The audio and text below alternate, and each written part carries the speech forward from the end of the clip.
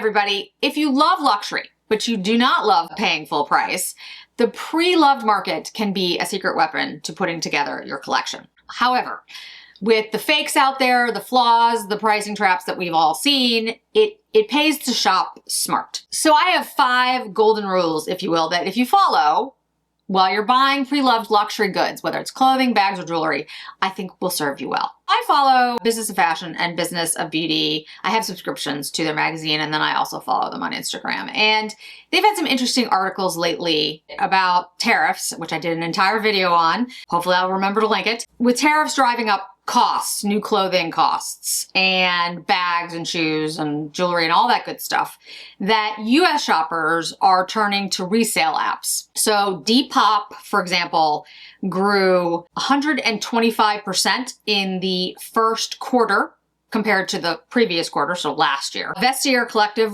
grew 50%, Poshmark grew 30%, and eBay grew 15%.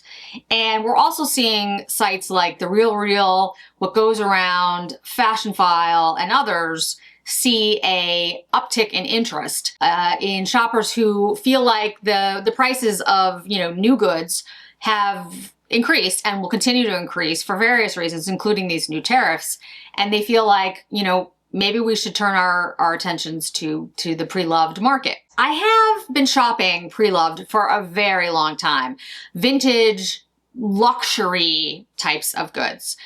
Purses, which you see an example of right behind me, jewelry, ready to wear, and I have some, I'd say, rules, but we can also call them guidelines that I think will help you guys manage this new shopping opportunity. So with all of that, let's talk about the rules, okay?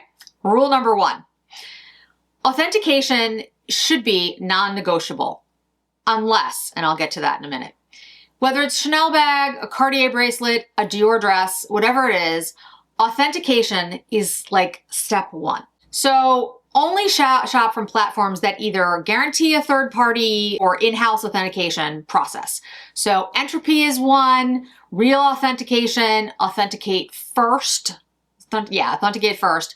If you're buying peer-to-peer, like on the Vestiaire or something, they have an authentication process that they do afterwards. Like after you buy, they make sure they go through an authentication process. There have been issues with that, so just making that clear. eBay, same thing. There's a guarantee. But if you're buying like from someone say like I sometimes sell some of my pieces, you can ask for authentication. You can ask for an Entropy certificate or something. You can pay for that. And they're not that expensive. I think they're like $20 or $30. So it's not that big of a deal to get something authenticated. If you're dealing with a seller and they just like avoid any, discussion around authentication, and they say things like, trust me, don't trust them. Because the entire community of pre-loved, vintage, whatever you want to call it, they know that authentication is key and that fakes have become, better and better. It's harder to tell. And for me personally, I have chosen to shop with people who I trust, who I have a record with, who I know their stuff is real and that their pricing is good. It's not necessarily the best price. And I'll get into that, but I will tell you, pricing, if you're really looking for like a steal of a deal on a Chanel bag, for example, like a vintage Chanel bag, and the deal looks amazing, there's something wrong. Because everyone in the pre-loved industry knows exactly what these things are worth now. So if you find, say, a caviar mini Chanel bag and it's $2,000, there's either something wrong with it or it's not real. And I hate to say that because it sounds like I'm just being like, but that's the truth of it. Unless, and here's the unless, sometimes people do find things in the weirdest places, at like a yard sale or an estate sale from somebody who has passed away or something, and the people who are just putting it out in the yard. I live in Massachusetts. We have yard sales. Like that's a thing that still happens every weekend in the summer. Like every weekend, there's huge yard sales everywhere. And every once in a while, you do find these things that you're like, do you know what this is? And the family's like, no, we're just getting rid of everything. So yes, that does happen. But as a general general rule, if you're shopping pre-loved, on a continuous basis, make sure you get the authentication. Make sure you're buying from people that you trust. Like this bag here, this is from Kim at Anthology of Style. She is, especially when you're dealing with Chanel, she knows Chanel inside and out. She knows which bags are real, the jewelry, the bags, the shoes, all of it, the ready to wear. And when I'm buying Chanel, I buy from her. That's, like pre-loved. That's pretty much it. There are a couple of others that I would trust and I do feel very confident in, but Chanel specifically, Anthology of Style, is my go-to. The jacket that I was wearing at the Chanel Chanel event, the meetup that I did, that is from Kim as well. And I will tell you right now, these pieces were not inexpensive, but they are absolutely what they are promised to be, and I feel very comfortable buying from them. So, second, condition matters more than price. And this is when we get into the, what is it that you're looking for? A luxury item isn't a deal if it's falling apart. Like, can you go on the RealReal, for example, and get the bag that I want, that I still haven't purchased because it's very expensive, a jumbo, either caviar or, I forget, the lambskin jumbo oversized CC classic bag. And can you get it for $2,000, $3,000? Yes, you can. But the condition is always bad. Like, it's bad. Now, if all you want is the bag and you don't care, then fine. I want the bag to look almost like I just bought it, which is incredibly hard to do with pre-loved because, again, pre-loved. So Kim has these bags. She has sold a few of them, and I've missed out either because I wasn't available to be on her live or somebody outbid me or whatever. But they run about, $6,000, $7,000. They're very, very expensive bags, but the quality is there. So always ask for clear photos of the hardware, the stitching, the corners, the labels, look for a grading scale. RealReal and Fashion File, and they all have, fair, shows wear, all those things. For jewelry, make sure that you're looking at the hallmarks, like the little, names on it, certification paperwork, whatever it happens to be. Most of the time it's better to spend more money to get something in excellent shape because that is actually worth a heck of a lot more.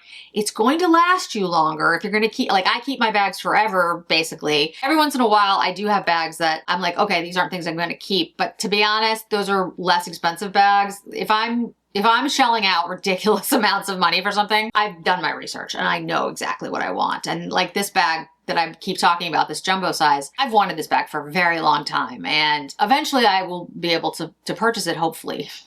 Maybe I will be able to save up for it. But when I do that, it's going to be a bag that I will keep for the rest of my life. So for me, the price is going to reflect the condition of the bag. Know the current market value. So this comes down to research. Do not go, please, I'm begging you, do not go on one of these sites and do like a live bid, which by the way, just a little side note here, if you're ever in a situation where you have the option of like bidding or just paying a price, pay the fixed price. Because and the psychology of bidding, like when people start to bid for things, the price almost always goes higher than the fixed price would be. I know it doesn't sound like it, but where you hear those things, it's like a dollar auction. It never goes for $1, guys. If it's like a Chanel, mini caviar bag, it always goes above asking. And the reason is because everybody gets on because it's $1 and everyone's like, oh my goodness.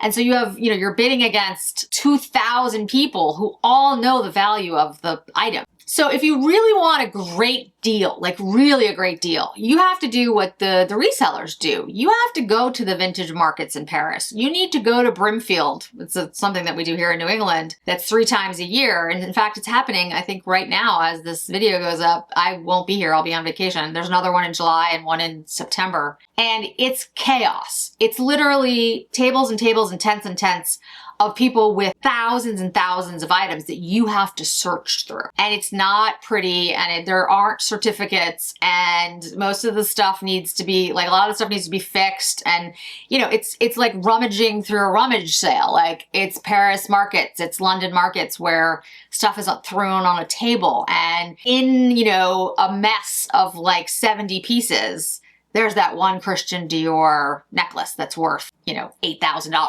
That's what you have to do to get an amazing deal. To get a really great product from the comfort of your home, it's unreasonable to expect that you're going to get a $7,000 bag for $1,000 and it's going to be real. So do your research.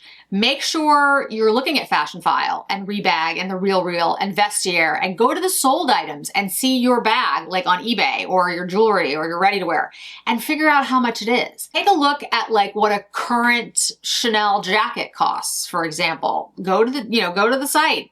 Take a look at what it's selling for.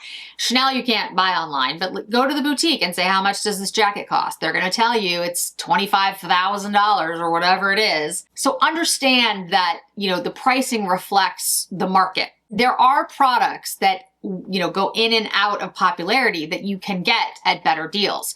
So for example, like when Louis Vuitton released the Murakami collection this year, the Murakami pieces from 10 years ago, 20 years ago, they became more popular as people were buying them and the prices went up. Give it a couple of years, they'll probably go back down, because a couple of years ago, you could buy those Murakami pieces for much less. When they introduced the denim collection for Louis Vuitton, the new denim collection, the old denim collection from Louis Vuitton went up in price. I actually sold my old denim pochette because it was just a bag I never used. I used to buy more like hobo bags. I've talked about this. I love the look of them, but I don't use them. And so I've stopped myself. I just don't buy them now because I'm like, Jennifer, you're not going to use it. So I've learned. I'm older, matured. Don't buy things just because of the way they look, because you're not going to use it. So I sold that bag for a good price because everyone was looking for that collection. So you can take advantage of those types of things, either sell things that you have because they've become more popular, or wait till they're not as popular to try to buy them. Like, do not try to buy at the height of the price. The only products that I would say that it doesn't really matter are Birkin bags, Hermes Birkin bags, and Hermes Kelly bags. They don't lose their value ever, and they continually to go up in price every single year, and every single year it becomes more expensive to acquire. It doesn't matter. They hold their value for whatever reason. And it's complicated about why, but you're not going to get a great deal. You're just not. I mean, unless it's a beat up bag that needs to be completely refurnished, they hold their value. So they're always going to be expensive, but everything else, really do your research. You should do your research on Birkin and Kelly bags too. Find out, so that when you see a good deal, when you see something that's excellent quality and a great price for that quality, you'll know what it is. But again, we're talking about expensive pieces here. These are luxury pieces, which is why there's rules involved. If we're talking about more inexpensive pieces, it's not as big of an investment. Don't get me wrong, it's still spending your money, and I'm not saying, just throw your money away. But I'm saying it's easier to, in my mind, say, okay, I'm going to spend $100, and maybe it's not the perfect thing, but I really love it and it works for me, and fine. Then spending $5,000 and then finding out it's a fake, or it's not, the condition that you wanted, or that you don't use it, because that's a huge investment. So all the research that goes into this, and the market value is a big piece of that, is extremely important. Ask about return policies, guys. Even the savviest shopper, like I just said, can get it wrong. I used to buy hobo bags. Make sure there is a return policy or guarantee, because in other words, if you got it and then you bring it to an authenticator and they say, this is not real, you can return it. So like Kim, all her stuff is final sale. But if something arrives and it's not in the condition she promised, or Anthology promised, or it's been shown to be not real, she will take it back. Now, I've never heard of a situation for her that something wasn't real. I have heard situations where people were not happy with the condition of the bag or whatever, and I do know that that Anthology has made sure that the customer is happy with the experience. But I would not buy from final sale people like Anthology of Style unless you're 100% confident. And I know Kim would stand by that as well. You can watch her lives, you can, follow her. You do not have to buy. Just watch and follow and get to know what it is that you might be interested in, and only buy when you're 100% sure, because those types of disputes can just ruin the whole experience. And so I don't want anyone to ever do something like that. And if you don't feel comfortable buying from a final sale person like Anthology of Style, and there's many others I shop from her, so that's why I know her, she's authentic, then don't buy from them. Buy from companies like The Real Real or Fashion File or Rebag, which do offer returns. It's a limited window, but they all offer some type of return. The last is, I think, kind of obvious, but I think we talk ourselves out of it, especially in a bidding process, because of the psychology of, bidding, holding up your little sticker and being like, I want that, because other people want that at the same time. Trust your gut. If it seems too good to be true, it probably is. And that's disappointing, and I get it, because we all want to find, right, the Chanel bag in the TJ Maxx. We all want to find the Birkin bag at a yard sale for $10. I mean, who wouldn't? And it does happen. You do hear these stories, like I said, about yard sales or estate sales. It does happen, but less and less these days because now the internet's here. Let's just rewind 50 years, which is not that long. In the 70s, right? You could ostensibly see that a family was like, okay, a grandmother had passed away or something, and they have an estate sale, and they don't necessarily know what these bags are or the shoes are or whatever, and they could certainly have them below market retail. Now all you have to do is take a picture of it and upload it basically to Google, and Google will tell you immediately, this is worth $25,000. So it doesn't really happen anymore. And, there's good and bad to that. The good is that you can authenticate things very easily, or generally easily.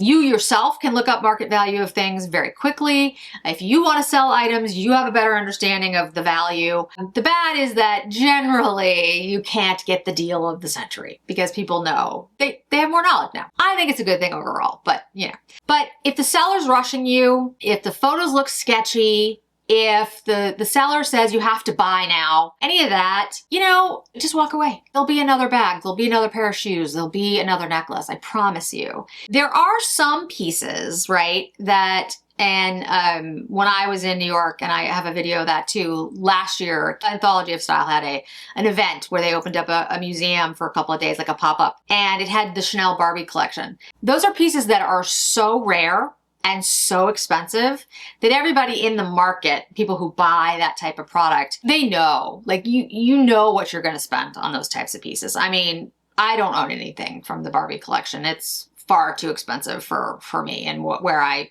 spend my money. But they are beautiful and they are absolutely, stunning. And it was very clear though, like these are very expensive pieces. And somebody like Kim, Anthology of Style, or other, really renowned resellers will tell you. They'll be like, hey, this is a very prestige piece. This is not going to be, $5,000. This is going to be far above that. And there's no pressure to buy. They let you see it. They'll let you have different pictures of it. You think about it. They'll give you authentication, all of those things. That's what somebody who is, a real reseller, a trusted reseller will do. Anyone who tries to push you into something, just walk away. There's always another piece, unless, of course, it's some very, very rare piece. And if it is, that person is going to give you as much time as you need because they know what the price point's going to be and they understand it's not a, quick decision. So that's it. 5 simple rules, totally simple, to help you score like luxury treasures without, heartbreak at the other end of it. I think this whole process should be fun. You should be enjoying it. You should be finding the things that you love. And anytime there's something that comes in the way of that, whether you feel stressed or anxious, then don't do it. Really don't. Look for the things that you love. Find a process that works for you, that you like. Some people love the bidding process. Some people love the excitement of it. I don't personally. It makes me anxious. I don't love it. To be honest. So that's not really me. I'm more of a person who likes to hunt things down that I've wanted for a very long time, and I wait for the right opportunity and then I purchase. Like I will wait years, tens of decades for things that I really want, because to me, I find that enjoyable. Like I'm looking for the right opportunity, and then I get it and I'm proud that I was able to do that. And then I keep it for the rest of my life. But if you like the bidding process and it's fun for you, great. Find the thing that works for you. Find the seller that works for you. Find product that works for you. Just try to keep these rules in mind when you're doing it so that you don't feel sad at the end of all of it, because that's the worst thing. I don't want that to happen to anyone. Stay chic, shop smart, and I want to know, like, what is your best pre-loved piece? Like, what's your favorite thing that you bought? Have you never shopped pre-loved? Are you thinking more about it now, like I said, because of the price increases and the tariffs and all that good stuff? Don't forget to like and subscribe and hit the notification bell down below, because you want all these fashion tips and beauty tips, right? I mean, come on, like, who wouldn't? And I'll definitely try to weave these videos into some beauty stuff as we move along. So thanks so much for joining me today, guys. I really do appreciate it. And I hope to see you in another video really soon.